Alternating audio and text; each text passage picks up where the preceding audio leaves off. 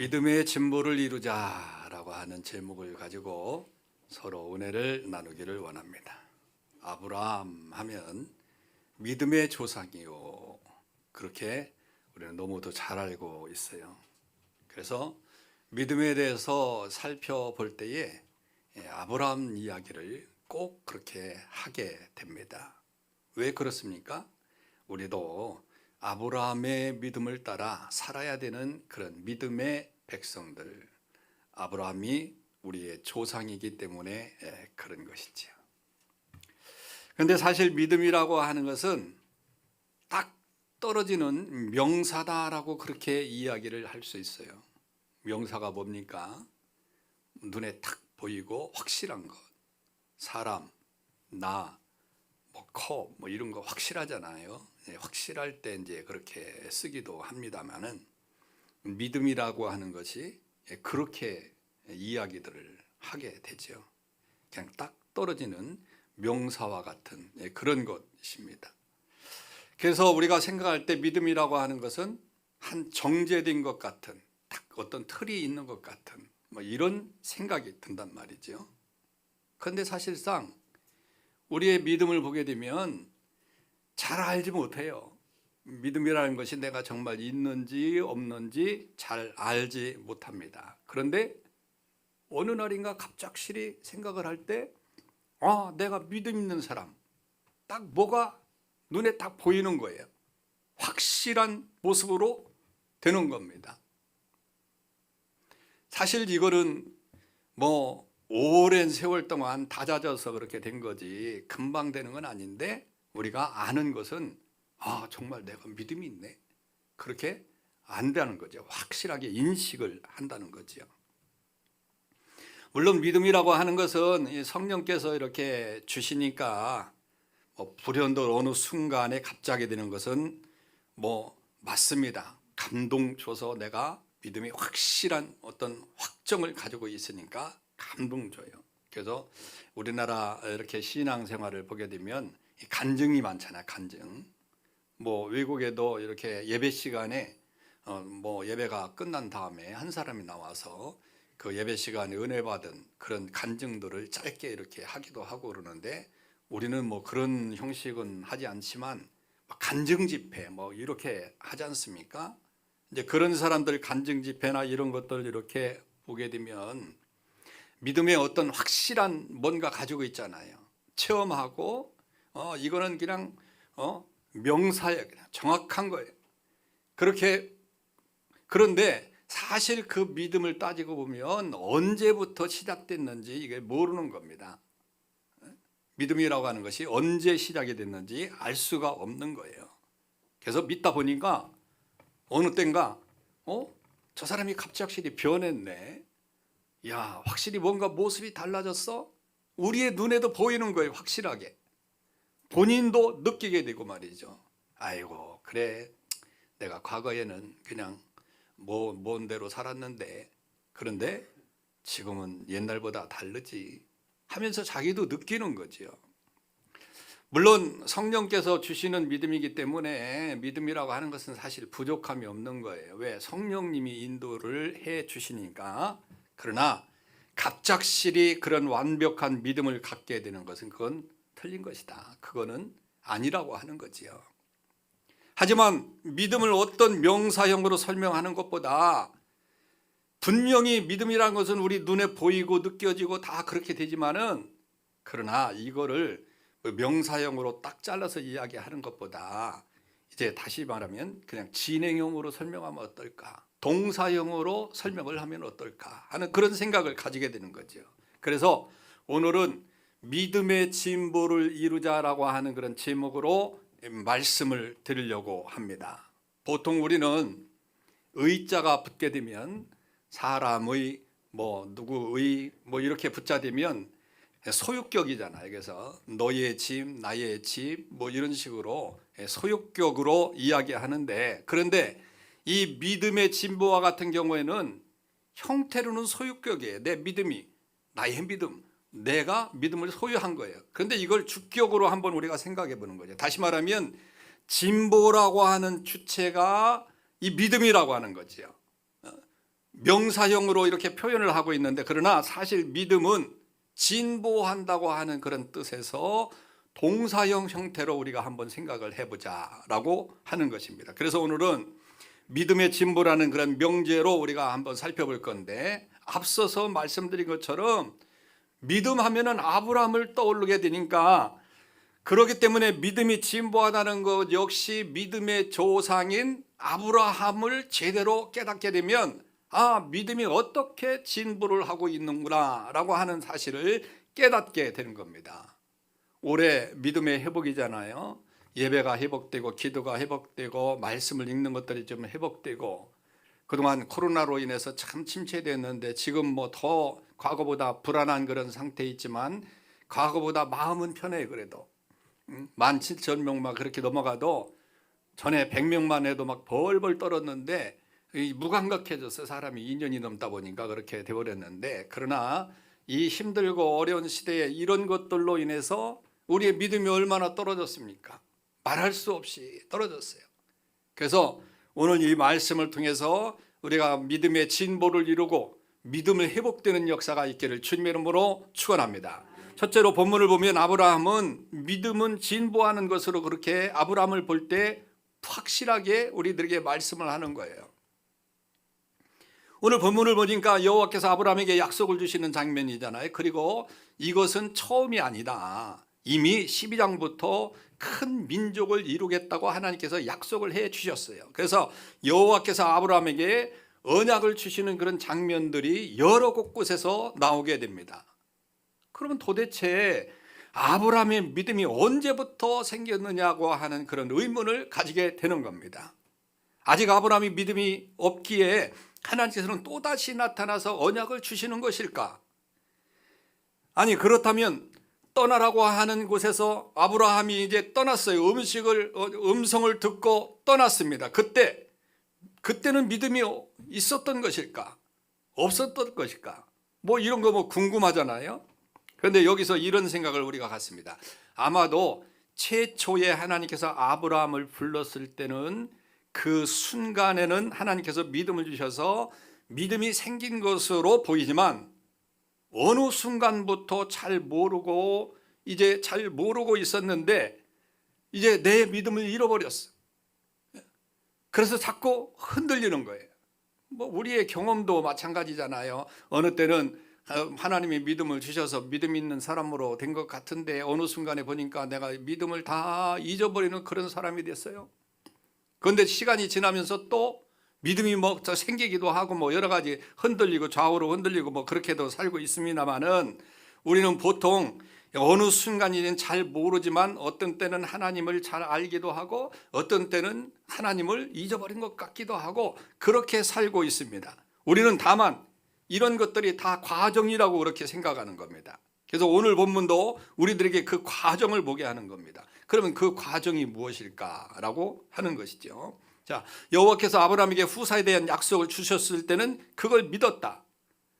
하지만 세월이 점점 흐르면서 자식이 생기지 않고 오랫동안 시간이 지나니까 기다려도 이루어지지 않는 그런 순간을 맞이하니까 믿음이 없어진 거예요. 한마디로 있던 믿음이. 저와 여러분 같으면 그럴 때 심정이 어떨까? 오랫동안 후사를 주신다고 분명히 하나님이 약속을 하셨어요. 그런데 오랫동안 이삭이 태어나지 않는 겁니다. 자녀가 없는 겁니다. 아니, 이삭이 아니라 아주 다른 자녀도 없는 거예요. 태의 문이 닫혀버렸어요. 그때 우리의 심정이 어떨까? 아브라함의 심정이 어떻을까? 그거를 우리가 한번 생각해 보면 2절에 잘 나타나 있어요. 주 여호와 무엇을 내게 주시리까? 나는 자식이 없사오니 나의 상속자는 이 다메섹 사람 엘리에셀이다. 자, 이것을 좀 우리가 한번 실감나게 표현하면 그렇습니다. 아이고 하나님, 지금 내가 나이가 몇 갠데 지금 뭐 자식을 준다고 그렇게 허북을 떠십니까? 그리고 주시겠다고 약속한 지가 지금 언젠데 지금까지도 그런 얘기를 하고 계십니까? 그러니까 이제는 더 이상 말할 필요 없어요. 우리 종이 있는데 엘리에셀을 가지고 내 자녀로 삼으면 되는 거지요. 지금 그렇게 투정을 하고 있는 겁니다. 물론 아브라함의 심정을 이해가 가죠. 우리가, 여러분, 우리는 아브라함의 믿음을 조상이라고 하지만 본문의 시점을 보게 되면 아브라함은 이미 믿음이 없어졌습니다. 아직은 믿음의 본이 될 만한 그런 수준이 아니에요. 이런 수준 정도의 믿음은 저와 여러분들도 지금 가지고 있는데 뭐 아브라함이 믿음의 조상이라고 그렇게 말할 수 있겠습니까? 그런데 이게 지금의 아브라함의 수준이에요. 자, 그러니까 아브라함은 지금 믿음이라기보다도 하나님께 섭섭한 마음이 자꾸 들게 되는 겁니다. 왜 이렇게 오랫동안 응답을 안 하시는 거예요? 그러면서 종종 나타나셔가지고 자녀를 준다고 하는데 뭐가 보여야, 뭐가 씨가 있어야 뭐 보이든 자녀를 얻든지 말든지 뭐 그러지요. 여러분, 아브라함의 믿음은 우리가 생각하는 단번에 확실한 그런 믿음과는 거리가 멀어요. 좀 거리가 있습니다. 그런데 중요한 것은 뭐냐? 아브라함의 지금 믿음이 지금 상태로 멈추어 있지 않다고 하는 겁니다. 이게 중요한 거예요, 여러분. 그럼 아브라함에게 하나님께서는 또 말씀하셔요. 4절에 보니까 그 사람이 내 상속자가 아니라 내 몸에서 날짜가 내 상속자가 되니라. 그리고 아브라함은 밖으로 나가서 인도하셔서 밤에 인도했는가 보죠. 하늘의 뭇별을 보게 하시면서 5절에서 뭐라고 말해요? 하늘을 우러러 뭇별을 셀 수 있나 보라. 또 그에게 이르시되 내 자손이 이와 같이 많아지리라. 아이고, 하늘을 보니까 그냥 별이 반짝반짝 뜨는데 셀 수 없이 그렇게 많은 거예요. 모래알처럼 많아지리라. 또 그렇게 약속을 주셨는데 모래알을 어떻게 우리가 셀 수 있겠습니까? 과거로도 셀 수 없으니까. 그런데 이런 말을 듣자 아브라함의 그 꽉 차있던 그런 안개가 싹 벗어집니다. 그래서 이렇게 말씀해요. 6절에서 아브라함이 여호와를 믿으니 여호와께서 이를 그의 의로 여기셨다. 다시 말씀하시는 여호와 하나님의 음성을 들으면서 아브라함이 그대로 믿었다고 그렇게 이야기합니다.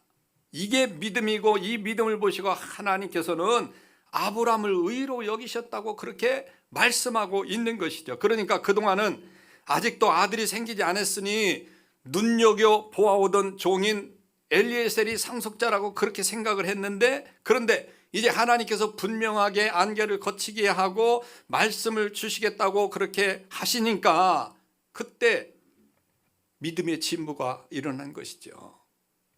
여러분 믿습니까?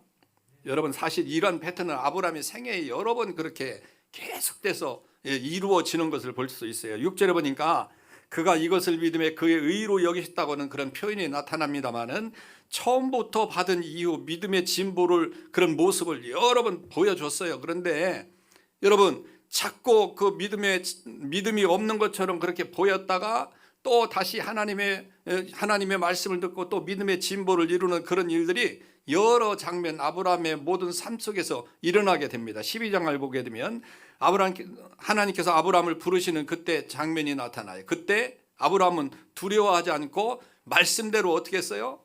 본토 친척 아비집을 떠나갔습니다. 히브리서를 보게 되면 이를 놓고 아브라함이 갈 바를 알지 못했지만 믿음으로 떠났다고 분명히 믿음에 대한 이야기를 그렇게 하고 있습니다. 그런데 보세요. 가나안에 도착한 이후에 얼마 되지 않아서 아브라함은 기근으로 인해서 애굽으로 돌아가게 되는데, 그때 바로 자신을 죽이고 아내를 빼앗길까 봐 그때 뭐라고 해요? 두려워서 사라를 누이라고 그렇게 이야기하는 거예요. 아내라고 하지 아니합니다.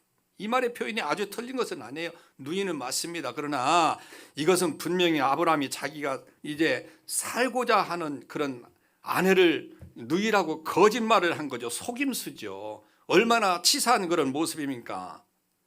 실제로 사라를 바로에게 뺏겼어요. 그런데 그때 하나님께서 개입을 하셔서 사라가 무사하게 하셨고, 오히려 하나님의 은혜를 입어서 이제 사라를 구출할 뿐만 아니라 뭐까지 얻었죠? 재물까지 얻게 됐단 말이죠. 이때 아브라함은 깨닫는 거예요. 아, 정말 하나님은 엄청나신 분이구나. 나는 이렇게 생각했는데 하나님이 정말 개입을 하셔가지고 이런 역사를 이루셨네. 꿈에 나타나셔서 그가 취하지 못하도록 그렇게 말씀하셨고, 그래서 그것까지는 뭐 끝났는데 재물까지 이렇게 많이 줘가지고 내가 부자가 됐어. 야, 하나님 정말 대단하시구나. 그때 아브라함의 믿음은 한 단계 더 이제 진보를 이루게 된 것이죠. 10상장으로 가보게 되면 조카 롯과 헤어지는 그런 장면이 나오잖아요. 갈대아 우르를 떠날 때 조카도 아브라함을 따라서 같이 왔습니다. 그런데 아브라함의 양들이 많아졌고 롯의 양들도 너무도 많다 보니까 좋은 초목지를 선택하기 위해서 자꾸 이 양치기 목자들이 서로 다투게 되는 겁니다. 그러니까 아브라함이 결단을 하죠. 이래서는 안 되겠다. 너랑 나랑 의가 상하게 생겼다. 그러니까 네가 먼저 네 땅을 차지하라. 그러면 네가 좌하면 나는 우하고 네가 우하면 나는 좌할 타니까, 그래서 롯을 통해서 땅을 차지하라고 그렇게 이야기를 하잖아요. 자, 여러분 한번 보십시오. 하나님께서 약속으로 주신 땅은 아브라함에게 약속하신 땅입니다. 그리고 아브라함이 먼저 그 자리를 선택하는 게 맞는 거예요. 왜? 아브라함이 어른입니다. 당연히 그렇게 해야 되는 거죠. 하지만 하나님의 약속을 받고 여호와 하나님을 믿었기 때문에 그의 믿음의 진보가 그때 보이는 겁니다. 롯이 먼저 선택을 했다 할지라도, 선택권을 롯에게 준다 할지라도 하나님께서 약속하신 것은 절대로 무너지지 않는다. 그리고 하나님께서 무별같이 셀 수 없이 그렇게 하나님이 약속하신 것은 절대 이루어지지 않는 것이 아니라 분명히 이루어지는 것이다 라고 하는 그런 진보를 보이게 되는 겁니다. 그래서 오늘 본문의 6절에 보니까 아브라함이 여호와를 믿으니 의로 여겼다라고 하는 그런 말씀을 듣게 되는 거죠. 자, 여러분, 이런 믿음의 진보는 아브라함의 생애에 쭉 그렇게 나타나게 됩니다. 여러 곳에서 나타나게 됩니다. 사실 6절이 아브라함의 믿음의 최절정이 절대적으로 아닙니다. 16장을 보게 되면 약속의 자녀된 해이가 또 생기기 시작하는 거예요. 아직도 사라가 아이를 낳지 못하자 가나안 여인 하게락에서 다시 말하면 이스마엘을 얻게 되잖아요. 그러면 종 엘리에셀과는 달리 이스마엘은 이제 비록 종을 통해서 얻은 그런 자식이지만 자기 자식이에요. 그렇죠?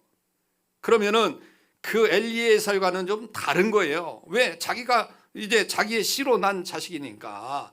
그런데도 불구하고 하나님 앞에 이러면 됐지 않습니까? 이거 내 자식이잖아요. 그런데 하나님 뭐라고 말해요? 아니다 라고 또 이야기하는 겁니다. 20장에 보면 전에 했던 실수를 또 하죠. 그랄랑 아비멜렉 앞에서 아내를 또 누이라고 속입니다. 분명히 이것은 속임수고 거짓말이에요. 이번에도 하나님께서 개입을 하셔가지고 그 속에서 또 건져주시고 또 뭘 줬죠? 재물까지 또 얻었네. 이 아브라함이 재미가 들렸나 봐요. 물질의 누문이 너무 멀어가지고 종종 속여가지고 물질까지 받으려고 이렇게. 아브라함이 참 재밌는 분이네. 여하튼 간에 그 아브라함에게, 그 바로에게 아비멜렉 앞에서, 그랄왕 아비멜렉 앞에서 그에게 감동을 주고 그러므로 말미암아 다시 사라를 건져주셨고 재물까지 주셨습니다. 그래서 다시 한번 개입을 이렇게 체험을 하게 되는 거죠. 그래서 이제 하나님에 대한 믿음이 한 차원 또 진보를 이루게 됩니다. 자, 여러분, 이런 믿음의 진보는 최절정은 22장입니다. 22장이 무슨 사건이 나타나죠? 하나님께서 시험으로 이삭을 제물로 바치라고 하는 겁니다. 이게 아브라함의 이 믿음의 최절정입니다. 그동안 아브라함은 실수와 허물과 반복되는 그런 과정을 통해서 믿음의 진보를 조금씩 이루어가게 됩니다. 그래서 아들을 바치라고 할 때는 이때는 두려워하지도 않습니다. 두말하지도 않습니다. 지체하지도 않습니다.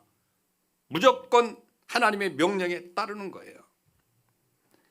그동안은 하나님께 이야기합니다. 무슨 소리 하십니까? 지금까지 내가 이렇게 오랜 시간 기다렸는데 이삭은커녕 자식도 하나도 안 줬습니다. 그 다음에 또 종을 통해서 자식을 낳았을 이스마엘을 낳았을 때 이스마엘이 있지 않습니까? 그렇게 이야기를 하고 계속 이야기를 그렇게 했지만, 그러나 지금만큼은요, 하나님이 말씀하셨을 때 그대로 받아들입니다.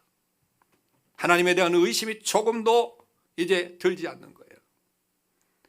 앞으로 어떻게 역사하실지 그 방법은 모르지만 그러나 이삭을 약속으로 주셨기 때문에 명령대로 그렇게 한다 할지라도 하나님은 반드시 뭔가를 만들어내서 믿음의 씨들이 많아질 수 있도록 그렇게 분명히 해 주실 것이다 라고 하는 사실을 너무도 잘 기억하고 있는 거예요. 그 신약에서 이를 놓고 히브리서 11장 19절에서 그렇게 말합니다. 그가 하나님이 능히 이삭을 죽은 자 가운데서 다시 살릴 줄을 생각한지라 비유컨대 그를 죽은 자 가운데서 도로 받은 것이니라. 자, 여기서 도로 받았다고 하는 것은 뭐냐면 부활 사상이거든요. 자, 여러분 한번 보십시오. 아브라함뿐만 아니라 당시의 인식 세계에서는 부활 사상이라고 하는 것이 없었습니다. 모르는 그런 시대예요. 하지만 아브라함이 믿음의 진보를 이루는 과정에서 부활 개념이 되는 겁니다. 죽은 자 가운데서도 도로 이삭을 주실 것이다 라고 하는 그런 부활 사상을 가지고 있는 겁니다. 예, 얼마나 귀한 믿음입니까? 이렇게 진보된 거예요. 그러니까 바치라 하면 그대로 바치는 겁니다. 이삭으로 말미암아 자신의 씨가 하늘의 별처럼 바다의 모래처럼 많아질 것이라고 약속하셨으니까, 이것은 약속하신 것은 하나님이 어떻게 해서든지 이루시는 분이니까 그만큼 아브라함이 믿음의 진보를 이룬 거예요. 할렐루야. 저와 여러분들도 그렇게 믿음의 진보를 이루시길 주님의 이름으로 축원합니다. 믿음은 진보하는 겁니다. 가만히 머물러 있는 것이 절대적으로 아니에요. 우리 속에서 시작된 믿음은 생육하고 번성하고 땅에 충만한 모습으로 점점 진보해 나가는 것이지 그냥 이제 이루어지는 것이 아니다. 이게 하나님의 원리인 것이죠. 신약에서 바울은 빌립보 교인들에게 보내는 그런 편지 속에서 뭐라고 이야기하느냐, 빌립보서 1장 25절에 보니까 내가 살 것과 너의 믿음의 진보와 기쁨을 위하여라고 그렇게 말하고 있습니다. 그러니까 믿음의 진보는 구약이나 신약이나 동일한 주제인 것이죠. 그래서 믿음은 성장하는 것이다. 자, 그렇다면 여러분, 우리는 명사형 믿음이 아니라 동사형의 믿음을 가져야 될 줄로 믿습니다. 믿음은 진보하는 것이기 때문에 사실은 내 자신에게 보여야 되니까 나의 믿음이 날마다 진보하는 것을 보아야 될 줄로 믿습니다. 그게 살아있는 믿음이고 생육하는 믿음이고 번성하는 믿음이고 충만해져가는 믿음이에요. 그게 바로 하나님의 뜻이에요. 믿음이 뒤로 떨어지면 안 됩니다. 잠깐 떨어진 것처럼 그렇게 보인다 할지라도 또 말씀을 통해서 여러분들이 한 주간 동안 이 삶 가운데서 믿음이 없는 그런 생활을 했다 할지라도 또 교회 나와서 예배드리고 하나님의 말씀을 드리면서 그걸 또 깨닫고 다시 시작하고 다시 시작하면서 여러분들의 믿음이 점점 진보해 나가는 줄 믿으시길 바랍니다. 그래서 나의 믿음이 날마다 진보하는 것을 그는 보아야 됩니다. 그래야 믿음도 정체되지 않는 거예요. 우리 모두가 믿음의 진보를 이루는 2022년도 되시길 주님의 이름으로 축원합니다. 자, 그러면 두 번째로 아브라함의 믿음의 진보는 어떻게 이루어진 것일까? 다른 것이 아니에요. 끊임없는 하나님과 만남을 통해서 이루어졌다. 할렐루야. 지금까지 살핀 이야기의 핵심은 믿음이라고 하는 것은 뭐 한다? 진보하는 것이다. 때마다 아브라함은 하나님을 만나면서 진보를 이루었다는 사실을 우리는 너무도 잘 알고 있는 거예요. 처음 아브라함을 부르실 때 그는 여호와의 존재를 몰랐지만 음성을 들었어요. 그래서 떠났습니다. 애굽으로 가서는 살기 위해서 거짓말을 하는데 하나님의 개입하심으로 말미암아 재물까지 얻게 됐습니다. 그로 인해서 그는 하나님의 임재를 느끼게 된 것이죠. 여러분, 그 임재를 느끼면서 얻은 것이 뭐냐? 바로 믿음의 진보입니다. 할렐루야. 그래서 롯과 헤어질 때 선택권을 양보할 수도 있었고, 자식이 없자 종인 엘리에셀을 상속자라고 투정할 때도 있었지만, 그는 이스마엘을 통해서 후사라고 생각한 적도 있었지만, 그러나 하나님을 만나고 난 이후에 다시 약속을 받았고, 그때 이제 다시 의로 여기셨다. 믿음의 진보를 이뤘다. 그리고 마침내 이삭을 얻게 되는 거죠. 여러분, 그렇기 때문에 이런 과정을 통해서 아브라함은 아들 이삭을 바치라고 하는 그런 말씀에 순종하는 믿음의 진보를 보였던 것이죠. 여기서 과정을 보게 되면 하나님과 대화, 그리고 하나님과의 그런 개입, 하나님과의 그런 경험, 이런 경험들이 계속 쌓여 있고 하나님과의 그 만남이 계속해서 이루어졌기 때문에 그러한 믿음의 진보를 이룰 수 있다는 사실을 믿으시길 바랍니다. 그래서 우리도 하나님을 만나는 것이 너무도 중요하다라고 하는 거지요. 여러분, 믿음의 진보는 절대 그냥 이루어지는 게 아니에요. 저절로 이루어지는 게 아닙니다. 믿음의 진보는 하나님을 만나고 경험하면서 그렇게 하면서 얻어지는 겁니다. 그래서 여러분들 교회 나오기 싫어도 교회 나오는 거 얼마나 중요한지 몰라요. 기도하기 싫어도 아무 의미도 없는 것처럼 그렇게 느껴집니다. 하나님이 왜 이렇게 응답을 하시지 않는지, 오랜 시간 그렇게 시간이 지났는데도 도대체 응답을 안 해주시니까 아무것도 없는 것처럼 그렇게 느껴진다 할지라도 기도하는 것이 그것만큼 중요한 것입니다. 여러분, 우리가 이렇게 참 하나님을 만나고 계시는지 여러분들 한번 생각해 보시길 바랍니다. 여러분은 주일 예배를 귀하게 여기고 예배하려고 애쓰고 있는지, 여러분은 매일 그리고 중요한 시점마다 기도하면서 결정하는 그런 일들을 지금까지 진행하고 나아가고 있으신지, 여러분들은 매일 성경을 읽으면서 성경과 가까이 대하면서 그것을 하나님의 말씀으로 받아들이고 여러분들 마음판에 새기고 있는지, 이런 것들이 얼마나 중요한 건가. 가랑비에 옷이 젖는다는 말이 있잖아요. 조금씩 조금씩 하나하나 만나고 기도하고 한 절 한 절 성경을 읽어 나가면서 내 믿음이 진보를 이루는 줄 믿으시길 바랍니다. 물론 여러분들 지금 10년, 20년, 30년, 50년 예수 그리스도를 믿는 그런 사람들에게 예배를 드리고 있느냐 물어보고, 기도하고 있느냐 물어보고, 뭐 전도하고 있느냐 물어보고, 봉사하고 있느냐 물어볼 필요가 없어요. 그걸 물어보는 게 이상한 거죠. 그러나 여러분들 예배가, 여러분 예배 드림으로 말미암아, 기도함으로 말미암아, 성경을 읽고 그렇게 함으로 말미암아 우리의 믿음이 성장한다는 사실을 이건 절대적으로 부인할 수도 없는 것이죠. 그렇기 때문에 여러분들 하나님을 만나는 모습들이 우리들에게 있어야 될 줄로 믿습니다. 그럴 때 신앙의 진보를 이루는 줄 믿으시길 바랍니다. 왜 그렇습니까? 믿음은 우리의 것이 아니기 때문에 하나님의 것이기 때문에 하나님을 만나야만이 그 믿음을 얻을 수 있는 거죠. 하나님을 의식하고 하나님을 경험하는 그런 사람이 하나님의 은혜를 받을 수 있는 것이죠. 왜? 하나님이 주시기 때문에. 따라서 믿음이 자라면 믿음을 주시는 그런 하나님을 만나야 되는 거죠. 그래야 선물을 받을 수 있는 거 아니겠습니까? 삶에 여러분들 주님을 떠나서는 하나님의 은혜의 선물을 받을 수도 없고 여러분들이 체험할 수도 없고 경험할 수도 없다고 하는 거예요. 여러분, 우리가 하나님의 은혜로 믿음의 자녀로 부름을 받았지만 참 부족하고 매년 넘어질 때마다 매번 넘어질 때가 얼마나 많습니까? 하지만 여러분들 정말 믿음의 사람답게 하나님을 경험해 나가는 그런 삶이 되시길 바랍니다. 하나님이 나를 위해서 역사하시는 그런 경험을 하시길 바랍니다. 온전히 하나님의 사람으로 변화되어 나가는 그런 역사를 체험하시기를 주님의 이름으로 축원합니다. 하나님께서는 우리의 연약함을 아셔요.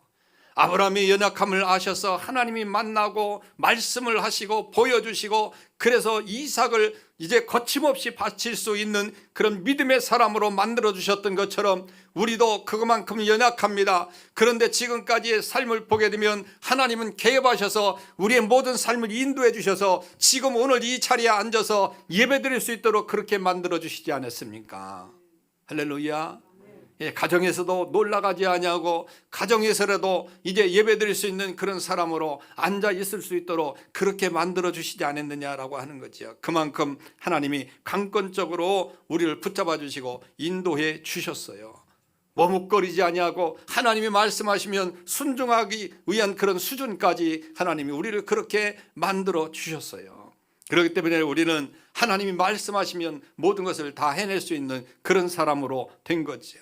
그래서 하나님은 우리가 제대로 못하더라도 우리에게 개입을 하셔서 정말 아브라함을 고쳐 쓰신 것처럼 저와 여러분들도 고쳐 쓰셔서 믿음의 사람으로 그렇게 만들어 주실 줄로 믿습니다. 그래서 이런 하나님을 만나는 그런 삶으로 통해서 우리의 믿음의 진보가 일어난다는 사실을 믿으시길 바랍니다. 그래서 다시 한번 여러분들에게 권면합니다. 주일 예배를 값지게 여기시기를 바랍니다. 그리고 매일 매 순간마다 기도하면서 또 매 순간마다 하나님의 말씀을 기억하면서 사는 그런 순간순간을 여러분 헛되이 보내지 마시길 바랍니다. 믿음은 절대적으로 멈추는 것이 아니에요. 믿음은 진보하는 것입니다. 그렇기 때문에 2022년도에 여러분들의 믿음의 진보를 이뤄서 여러분들의 믿음이 회복되는 역사가 있기를 주님의 이름으로 축원합니다. 우리 다 같이 말씀을 생각하면서 기도하기를 원합니다. 기도합니다. 사랑의 하나님 감사합니다.